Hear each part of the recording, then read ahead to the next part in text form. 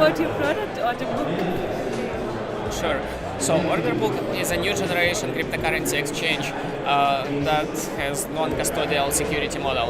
We don't have access to customer funds. So it's built entirely on Ethereum smart contracts. All the trades are executed by the smart contract. So we cannot manipulate order book, we cannot cancel orders, and each user account is actually a fully featured cryptocurrency wallet that is decrypted in the browser, so we have no influence on it. They interact directly with the blockchain. So there is like... Tell me about the blockchain. Small answer. Sure. So the blockchain appears to be a new global financial market where it no longer matters which country you are based in.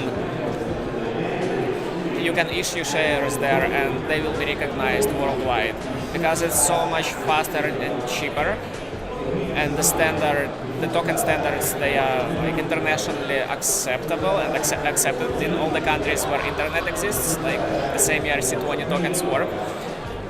It's becoming the primary place for any kind of project or company to basically incorporate and to issue shares.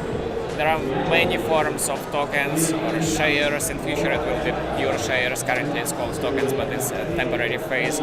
But I believe that most of the companies in the world in a matter of like 5 years will be blockchain first. Like they will only exist in the blockchain. And are you based in Singapore right now? We have multiple offices. I'm currently in San Francisco. You're currently in San Francisco. And what was the parent company? It was a pure blockchain company? Yeah, so Orderbook started as an experimental project inside AMBISAFE. AMBISAFE has been in business for a couple of years. We were the first company that started licensing blockchain software. We have helped a lot of ICOs with technical side, with organizing sales, developing smart contracts and so on.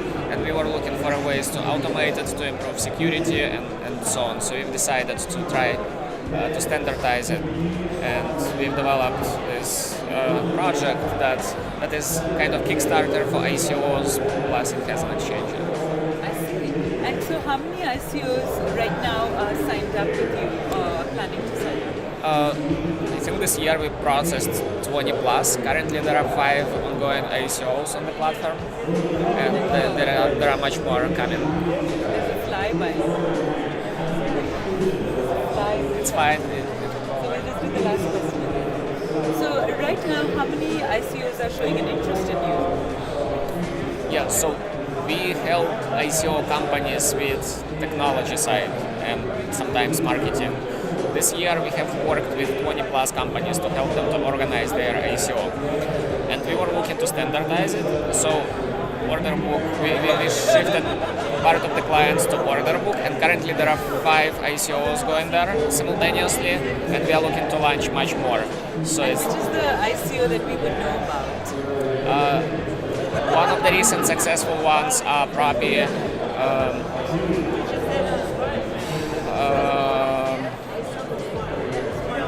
WorldCore. Say it again. Yeah, so I need to look it up. There are so many of them.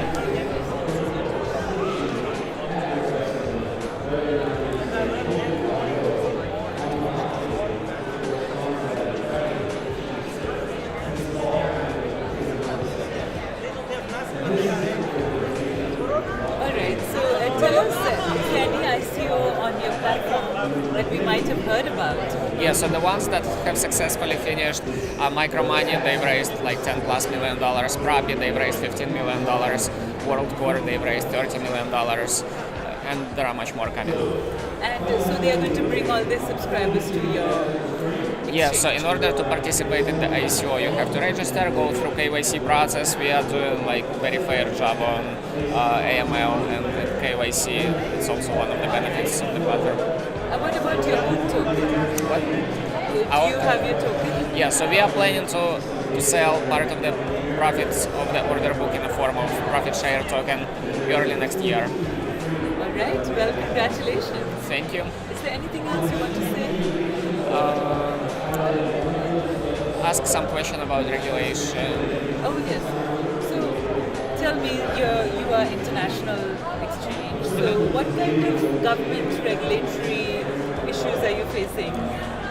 Pleasant surprises? So we are facing a lot of issues related to uncertainty of the regulatory environment, but I actually wanted to touch on another topic.